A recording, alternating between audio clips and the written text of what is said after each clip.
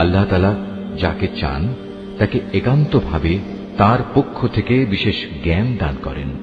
আর যে ব্যক্তিকে আল্লাহ তাআলার সেই বিশেষ জ্ঞান দেওয়া হলো সে যেন মনে করে তাকে প্রচুর কল্যাণ দান করা হয়েছে। আর প্রজ্ঞা সম্পন্ন ব্যক্তি ছাড়া আল্লাহর এসব কথা থেকে অন্য কেউ কোনো শিক্ষায় গ্রহণ করতে পারে না। তোমরা যা কিছু খরচ করো আর যা কিছু খরচ করার জন্য মানত করো, আল্লাহ তাআলা অবশ্যই তা ভালো করেই জানেন। জালেমদের আসলেই কোনো সাহায্যকারী নেই। আল্লাহ তাআলা সন্তুষ্টির জন্য তোমরা যা কিছু দান করো তা যদি প্রকাশ্যভাবে মানুষদের সামনে করো তা ভালো কথা, তাতে কোনো দোষ নেই। তবে যদি তোমরা তা মানুষদের কাছে গোপন রাখো এবং চুপে চুপে অসহায়দের দিয়ে দাও, তা হবে তোমাদের জন্য উত্তম। এ দানের কারণে আল্লাহ তাআলা তোমাদের বহুবিধ গুনাহ খাতা মুছে দেবেন।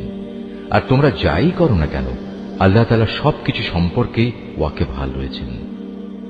যারা তোমার কথা শোনে না তাদের হেদায়েতের দায়িত্ব তোমার উপর নয়, তবে আল্লাহ তাআলা যাকে চান তাকেই সঠিক পথ দেখান। তোমরা যা দান সদকা করো এটা তোমাদের জন্য কল্যাণকর, কারণ তোমরা তো এজন্যই খরচ করো যেন আল্লাহর সন্তুষ্টি অর্জন করতে পারো। তোমরা আজ যা কিছু দান করবে আগামীকাল তার পুরোপুরি পুরস্কার তোমাদের আদায় করে দেয়া হবে। সেদিন তোমাদের উপর কোন রকম জুলুম করা হবে না। দান সদকা তো তোমাদের মাঝে এমন কিছু গরিব মানুষের জন্য যারা আল্লাহর পথে এমন ভাবে ব্যাপৃত, যারা নিজেদের জন্য জমিনের বুকে চেষ্টা সাধনা করতে পারে না। আত্মসম্মান বোধের কারণে কিছু চায় না বলে অজ্ঞ মূর্খ লোকেরা এদের মনে করে এরা বুঝি সচ্ছল, কিন্তু তুমি এদের বাহ্যিক চেহারা দেখেই এদের সঠিক অবস্থা বুঝে নিতে পারো। এরা মানুষদের কাছ থেকে কাকুতি মিনতি করে ভিক্ষা করতে পারে না।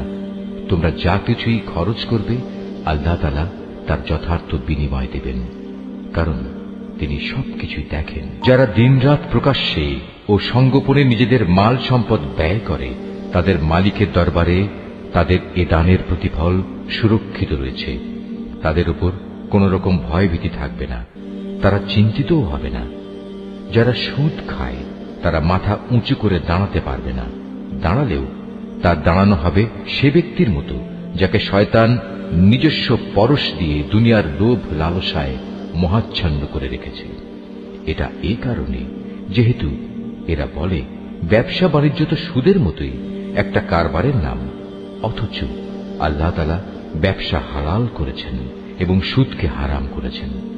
তাই তোমাদের যার যার কাছে তার মালিকের পক্ষ থেকে সুদ সংক্রান্ত এই উপদেশ পৌঁছেছে সে অতঃপর সুদের কারবার থেকে বিরত থাকবে। আগে এ আদেশ আসা পর্যন্ত যে সুদ সে খেয়েছে তা তো তার জন্য অতিবাহিত হয়েই গেছে। তার ব্যাপার একান্তই আল্লাহ তাআলার সিদ্ধান্তের উপর। কিন্তু এরপর যে ব্যক্তি আবার সুদী কারবারে ফিরে আসবে তারা অবশ্যই জাহান্নামের অধিবাসী হবে, সেখানে তারা চিরদিন থাকবে। আল্লাহ তাআলা সুদ নিশ্চিহ্ন করেন, অপরদিকে দান সৎকার পবিত্র কাজকে তিনি উত্তরোত্তর বৃদ্ধি করেন। আল্লাহ তাআলা তার নিয়ামতের প্রতি অকৃতজ্ঞ পাপিষ্ঠ ব্যক্তিদের কখনো পছন্দ করেন না। তবে যারা সত্যিকার অর্থে আল্লাহ তাআলার উপর ঈমান এনেছে এবং ভালো কাজ করেছে, নামাজ প্রতিষ্ঠা করেছে, যাকাত আদায় করেছে, তাদের সেদিন কোনো ভয় থাকবে না, তারা সেদিন চিন্তিতও হবে না। হে ঈমানদার লোকেরা, তোমরা সুদের ব্যাপারে আল্লাহকে ভয় করো। আগের সুদী কারবারের যেসব বকেয়া আছে তোমরা তা ছেড়ে দাও, যদি সত্যিই তোমরা আল্লাহর উপর ঈমান আনো। যদি তোমরা এমনটি না করো তাহলে অতঃপর আল্লাহ তাআলা ও তাঁর রাসূলের পক্ষ থেকে তোমাদের বিরুদ্ধে যুদ্ধের ঘোষণা থাকবে।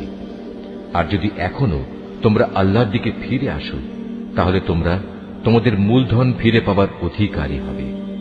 সুদী কারবার দ্বারা অন্যের উপর জুলুম করো না, তোমাদের উপরও অতঃপর সুদের জুলুম করা হবে না। সে ঋণ গ্রহীতা ব্যক্তি কখনো যদি অভাবগ্রস্ত হয়ে পড়ে তাহলে তার উপর চাপ দিও না, বরং তার সচ্ছলতা ফিরে আসা পর্যন্ত তাকে অবকাশ দাও।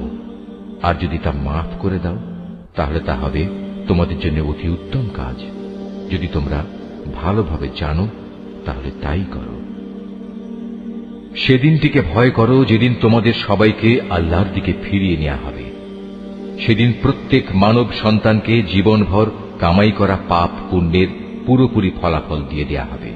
কারো উপর সেদিন কোনো ধরনের জুলুম করা হবে না। হে ঈমানদার বান্দারা, তোমরা যখন পরস্পরের সাথে নির্দিষ্ট একটি সময়ের জন্য ঋণের চুক্তি করো, তখন তা লিখে রাখো। তোমাদের মধ্যকার যে কোনো একজন লেখক সুবিচারের ভিত্তিতে এ চুক্তিনামা লিখে দেবে। যাকে আল্লাহ তাআলা লেখা শিখিয়েছেন সে যেন কখনো লিখতে অস্বীকৃতি না জানায়। লেখার সময় ঋণ গ্রহীতা লেখককে বলে দেবে কি কি শর্ত সেখানে লিখতে হবে। এ পর্যায়ে লেখককে অবশ্যই তার মালিক আল্লাহ তাআলাকে ভয় করা উচিত। চুক্তিনামা লেখার সময় লক্ষ্য রাখতে হবে তার কিছু যেন বাদ না পড়ে। যদি সে ঋণ গ্রহীতা অজ্ঞ, মূর্খ এবং সব দিক থেকে দুর্বল হয়, অথবা চুক্তিনামার কথাবার্তা বলে দেওয়ার ক্ষমতাই তার না থাকে, তাহলে তার পক্ষ থেকে তার কোনো অভিভাবক ন্যায়ানুগ পন্থায় বলে দেবে কি কি কথা লিখতে হবে। তদুপরি তোমাদের মধ্যে থেকে দুইজন পুরুষকে এ চুক্তিপত্রে সাক্ষী বানিয়ে নিও। যদি দুইজন পুরুষ একত্রে পাওয়া না যায়, তাহলে একজন পুরুষ এবং দুজন মহিলা সাক্ষী হবে, যাতে করে তাদের একজন ভুলে গেলে দ্বিতীয়জন তাকে স্মরণ করিয়ে দিতে পারে। এমন সব লোকদের মধ্যে থেকে সাক্ষী নিতে হবে যাদের উভয় পক্ষ পছন্দ করবে। সাক্ষীদের যখন সাক্ষী প্রদানের জন্য ডাকা হবে, তখন তারা তা অস্বীকার করবে না। লেনদেনের সময় পরিমাণ ছোট হোক কিংবা বড় হোক, দিনক্ষণ সহ তা লিখে রাখার ব্যাপারে অবহেলা করো না।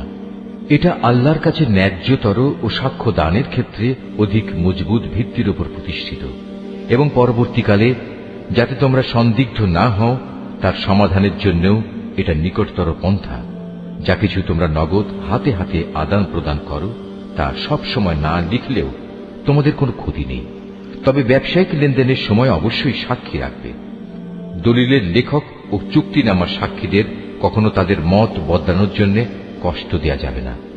তারপরেও তোমরা যদি তাদের এ ধরনের যাতনা প্রদান করো, তাহলে জেনে রেখো তা হবে তোমাদের জন্য একটি মারাত্মক গুনাহ।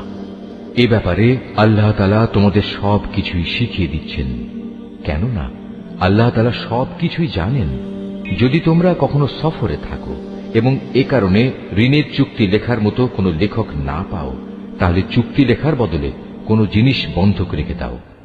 যখন তোমাদের কোনো ব্যক্তি অপর ব্যক্তিকে কোনো বন্ধকি জিনিসের ব্যাপারে বিশ্বাস করে, এমতাবস্থায় যে ব্যক্তিকে বিশ্বাস করা হয়েছে তার উচিত সেই আমানত যথাযথ ফেরত দেয়া এবং আমানতের ব্যাপারে আল্লাহ তাআলাকে ভয় করা, যিনি তার মালিক। তোমরা কখনো সাক্ষ্য গোপন করো না। যে ব্যক্তি তা গোপন করে সে অবশ্যই অন্তরের দিক থেকে পাপিষ্ঠ সাব্যস্ত হয়। বস্তুত আল্লাহ তাআলা তোমাদের যাবতীয় কাজকর্মের ব্যাপারে সম্যক অবগত রয়েছেন। আসমান জমিনে যা কিছু আছে তা সবই আল্লাহ তাআলার জন্য। তোমরা তোমাদের মনের ভেতরে যা কিছু আছে তা যদি প্রকাশ করো কিংবা তা গোপন করো, আল্লাহ তাআলা একদিন তোমাদের কাছ থেকে এর পুরোপুরি হিসাব গ্রহণ করবেন। এরপর তিনি যাকে ইচ্ছা তাকে মাফ করে দেবেন, আবার যাকে ইচ্ছা তাকে তিনি শাস্তি দেবেন। আল্লাহ তাআলা সব কিছুর উপর ক্ষমতাবান।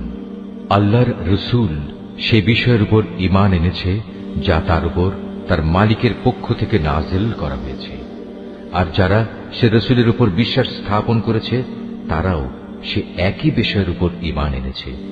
এরা সবাই ঈমান এনেছে আল্লাহর উপর, তার ফেরেশতাদের উপর, তার কিতাব সমূহের উপর, তার রসূলদের উপর। তারা বলে, আমরা তার পাঠানো নবী রসূলদের কারো মাঝে কোন রকম পার্থক্য করি না। আর তারা বলে, আমরা তো আল্লাহর নির্দেশ শুনেছি এবং তা মেনেও নিয়েছি। হে আমাদের মালিক, আমরা তোমার ক্ষমা চাই এবং আমরা জানি আমাদের একদিন তোমার কাছেই ফিরে যেতে হবে। আল্লাহ তাআলা কখনো কাউকেই তার শক্তি সামর্থ্যের বাইরে কোনো কাজের দায়িত্ব চাপিয়ে দেন না। সে ব্যক্তির জন্য ততটুকু বিনিময় রয়েছে যতটুকু সে এ দুনিয়ায় সম্পন্ন করবে, আবার সে যতটুকু মন্দ দুনিয়ায় অর্জন করেছে তার উপর তার ততটুকু শাস্তি পতিত হবে। অতএব হে মুমিন ব্যক্তিরা, তোমরা এই বলে দোয়া করো, হে